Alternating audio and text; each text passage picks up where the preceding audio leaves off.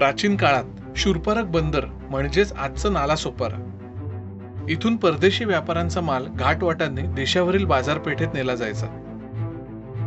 या मार्गावर त्या सामानाला संरक्षण देण्याकरता राज्यकर्त्यांनी दुर्गांची शृंखलाच उभी केली. आपली सफर याच मार्गावरील संरक्षक दुर्गांवर आहे. आज आपण चाललो आहोत आशेरी गडावर.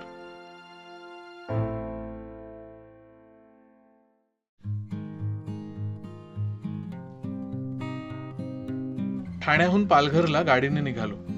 खोडकोना गावातून आशेरी गडावर जायला निघालो. खोडकोना गाव छोटसच आहे पण टुमदार. गावात पोहोचलो तेव्हा गाव कामाला लागलं होतं. गावाचा उल्लेख देखणं असाच करावा लागेल. छान कौलारू घरं, अंगणात छोटीशी बाग. इथे बरंच छान शूट केलं.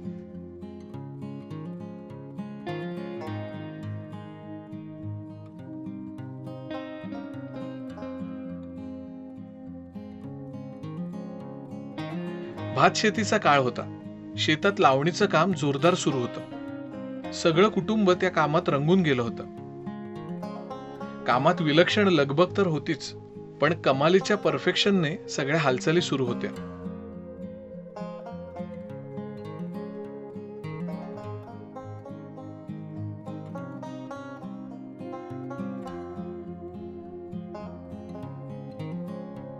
गड किल्ल्यांवर जाताना तिथल्या पायथ्याच्या गावात थोडं थांबायला मला खूप आवडतं. महाराष्ट्र या एकत्रित सौंदर्याने सजलाय.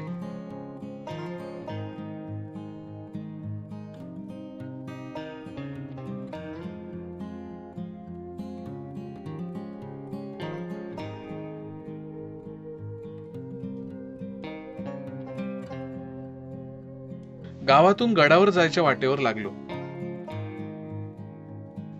खूपच सुखद वाटत होतं.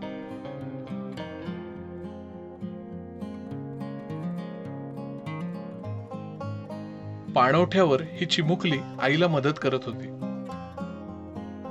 लहान मुलं टीप कागदासारखी असतात. जसं मोठं करतील तसंच्या तसं करतात. गंमत वाटली.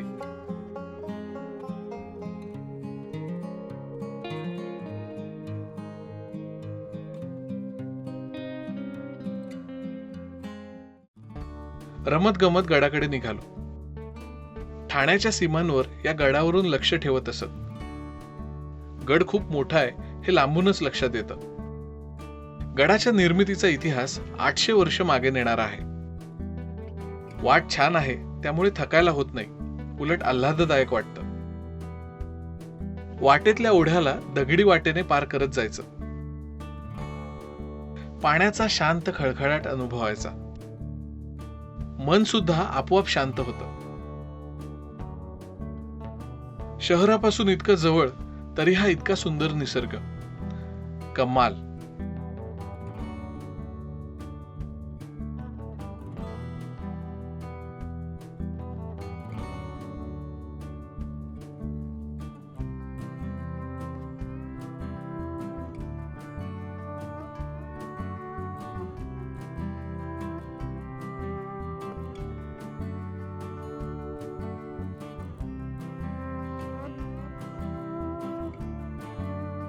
राज्यकर्त्यांच्या व्यापारी महत्वाकांक्षा जशा बळावल्या तशा त्यांना संरक्षक दुर्गांची गरज भासू लागली. उत्तर कोकणावर लक्ष ठेवणाऱ्या आशेरी किल्ल्याची निर्मिती झाली. शिलाहार राजा भोजपासून ते अगदी मराठ्यांपर्यंत सर्वांनीच ह्या किल्ल्यावर सत्ता गाजवली. आज आपण ह्या आशेरी किल्ल्याला भेट देणार आहोत. आशेरी गड त्याच्या भौगोलिक महत्वामुळे पोर्तुगीजांनी आपल्या ताब्यात घेतला आणि गडावर बरीच बांधकामं केली होती. मधल्या काळात गडावर आपली सत्ता प्रस्थापित होण्यासाठी बरीच आक्रमणं झाली. पुढे पेशव्यांनी तो मराठेशाहीत आणला आणि नंतर तो इंग्रजांच्या ताब्यात गेला. आशेरी गडावर जाणारी ही वाट दाट जंगलातून जाते.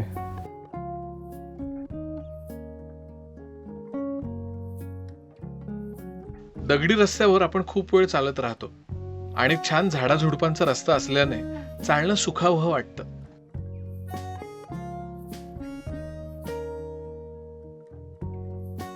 एकेकाळी जहाज बांधणीसाठी उपयोगी ठरणाऱ्या लाकडांमुळे या गडाचं इतिहासात महत्व होतं. आता हळूहळू गडाचा चढ जाणवायला लागतो आणि खडकाळ भागही वाढतो. तरी गड फारसा कठीण नाहीये.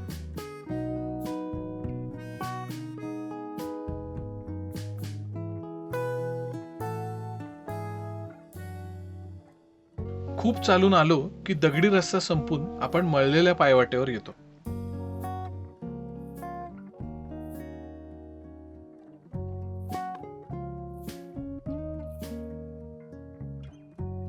इथे वाटेत उघड्यावरच एक खूप सुंदर वैशिष्ट्यपूर्ण रचना आहे. त्यावर वाघ सदृश्य प्राणी आहे. चंद्र सूर्य कोरलेले आहेत. नक्षीतले बारकावे फारच लक्षवेधक.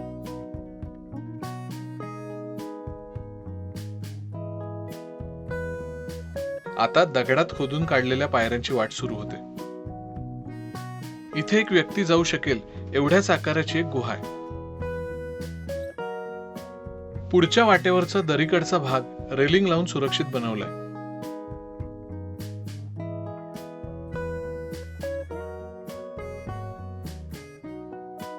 नाळेजवळ आलो आणि समोरचे बदल बघून थोडं आश्चर्य वाटलं. इथे आधी गडाचा दरवाजा होता, पण इंग्रजांनी तो उद्ध्वस्त करून टाकला.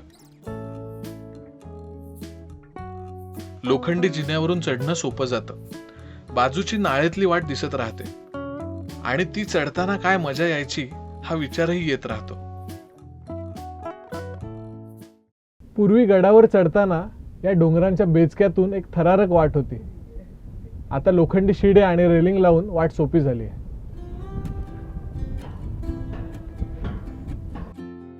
जिना चढून पुढे काही पायऱ्या चढून आल्यावर दगडात खोदून काढलेलं पाण्याचं टाकं लागतं. अजून थोडं पुढे गेल्यावर पोर्तुगीज राजवटीची खूण दिसली. दगडात कोरलेला मुकुट आणि त्यांच्या राजसत्तेचं चिन्ह. या गडावर अनेक वर्ष पोर्तुगीजांचा अंमल होता. एका बाजूला बुरुज आणि तटबंदीचे अवशेषही बघायला मिळतात.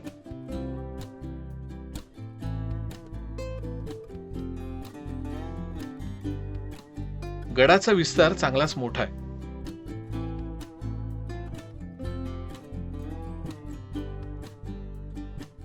दगडात कोरलेल्या पायऱ्यांचे मोठे टप्पे आपल्याला दरवाजाजवळ घेऊन येतात. या पायऱ्या उंचीला जास्त नाहीत, त्यामुळे आपण सहज न थकता चढू शकतो.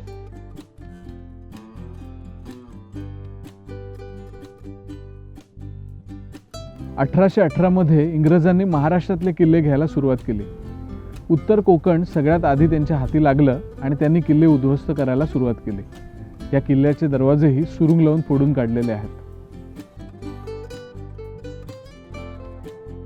दरवाजाची कमान आज अस्तित्वात नाही. खांबांचे जे अवशेष आहेत त्यावरचं नक्षीकाम बघून कल्पना येते एकेकाळी हा दरवाजा खूपच दिमाखात इथे उभा असणार.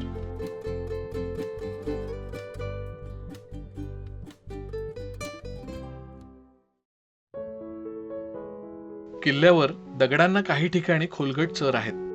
त्याचं प्रयोजन नेमकं काय असावं याचा अंदाज बांधणं कठीण आहे. कारण गडावर झालेलं बांधकाम वेगवेगळ्या शासकांच्या काळातलं आहे.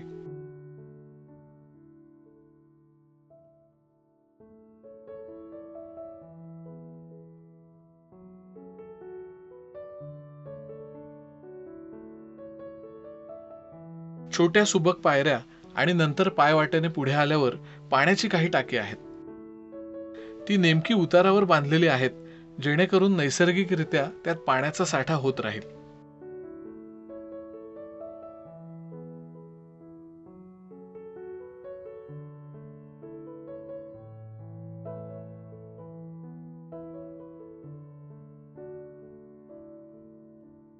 गडाच्या मागच्या बाजूला खडकात खोदलेली 5 पाण्याची टाकी आहेत. पावसाळ्यानंतर यातली बरीचशी टाकी खराब होतात.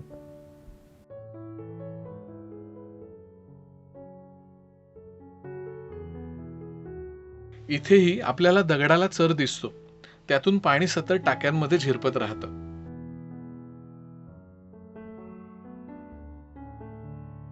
किल्ला अगदी निवांत फिरता येतो. तो मोठा आहे पण दमवणारा नाही. आणि पावसाळ्यात त्याची हिरवाई त्याचं सौंदर्य आणखी खुलवते.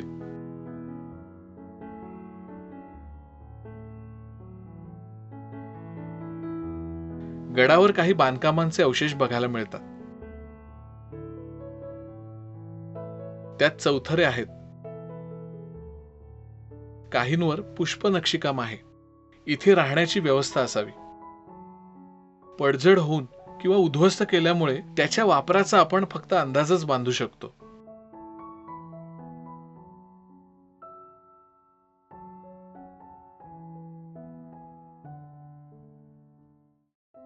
ही गुहा मात्र प्राचीन काळातली आहे हे तिच्या रचनेवरून समजतं. गडाच्या माथ्यावर कातळात खोदलेली एक गुहा आहे आणि स्थानिक गावकरी इथे देवीच्या दर्शनाला येतात.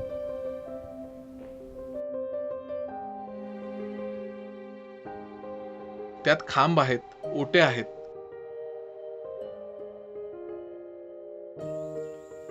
या सगळ्यात आपला अशा प्रकारचा हस्तक्षेप त्या काळच्या कलात्मकतेला गालबोट लावतो. गुहेच्या बाहेरच नष्ट केलेल्या तोफा आहेत.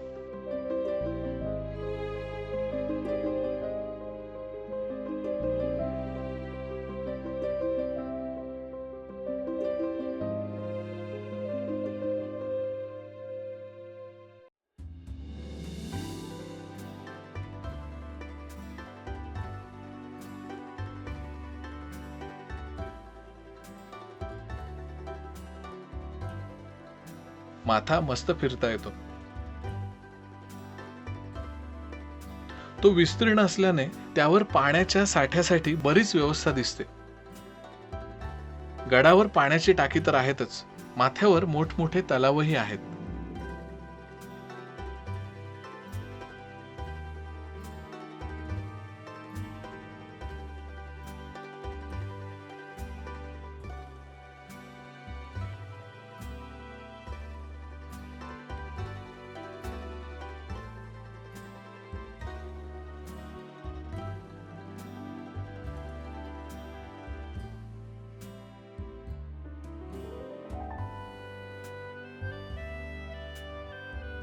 आठशे वर्षांपासून अस्तित्वात असलेला एक महत्वाचा किल्ला त्याच्या इतिहासाच्या खुणा अंगाखांद्यावर बाळगून उभा असतानाच शेजारून जाणारा महामार्ग वर्तमानात घेऊन येतो.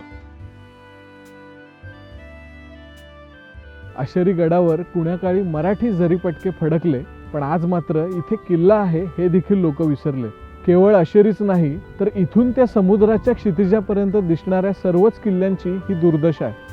प्रत्येक किल्ल्याचा निरोप घेताना आनंदावर हेच विरजण असतं.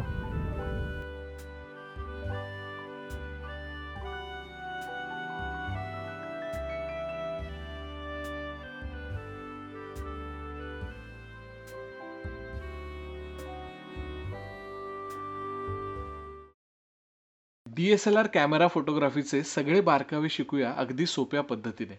रानवाटाचे ऑनलाईन फोटोग्राफी कोर्सेस मराठीतून. नक्की सहभागी व्हा.